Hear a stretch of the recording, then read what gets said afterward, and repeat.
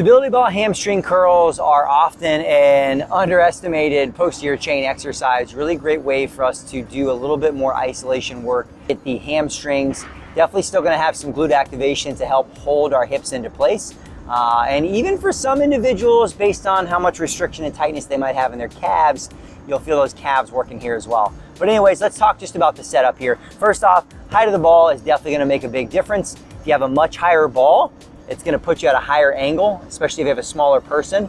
And leverage-wise, it is going to make the exercise easier. I also find that if the ball is too big relative to the person, it can also put them in kind of a funky position, putting weight on their shoulders and neck.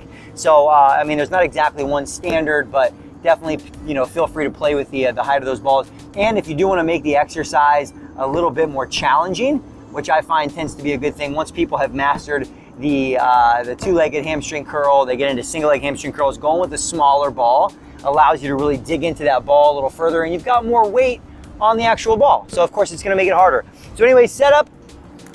Starting out, best place to start is actually starting with a little bit of the calf on the ball. And the reason that's going to be great is because it gives us a little bit of leeway as we go into driving our hips up into the exercise, right? So first piece is going to be placing those elbows and those hands on the ground to create some stability.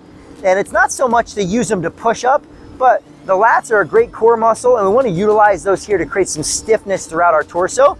That way most of the movement's going to be driven by the hamstrings. So I always cue hands on the ground, pushing into the ground to activate the lats, get those hips up off the ground, and then from there, the nice thing about having the calves on the ball initially is as we go to dig the heels in, which is a good cue, dig the heels in and pull them towards your butt, it's going to make it easier to keep the hips going up with the body, right?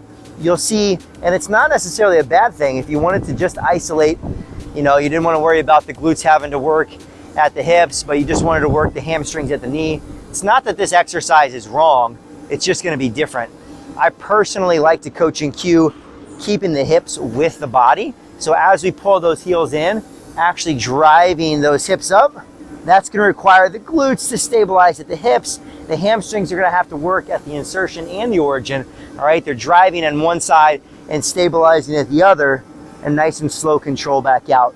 So if you're starting out and the heels are on the ball, as you go to pull in, it's likely that that ball is going to slip out away from them, because as you get in, if you're on turf, depending on what kind of floor you're on, it's pretty easy for this thing to sneak away from you. And it's also just a great way to make the exercise slightly easier. Just pull it in a little closer. You're just changing the lever system of the exercise. So again, starting in somewhere on the calf, hands down to the ground, hips up in the air. You want to pull those heels in towards the butt. And as you do, you want those hips to rise up. Nice slow control right back down. All right. Also, small thing, rather than keeping those toes pointed here, want to keep those toes flexed. For one, it gives us the heels to dig in, and it keeps the gastroc already in a lengthened position.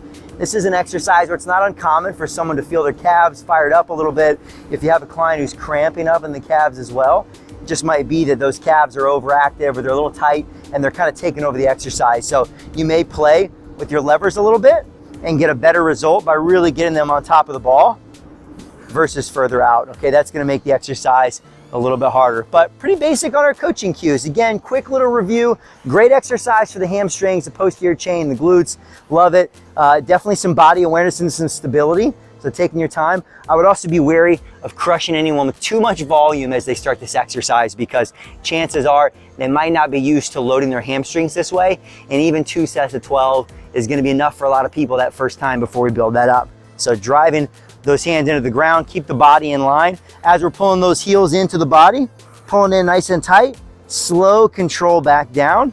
And in a perfect world, trying not to have any disconnect between where those hips are and where everything else is coming in. All right, so stability ball hamstring curls, give them a shot.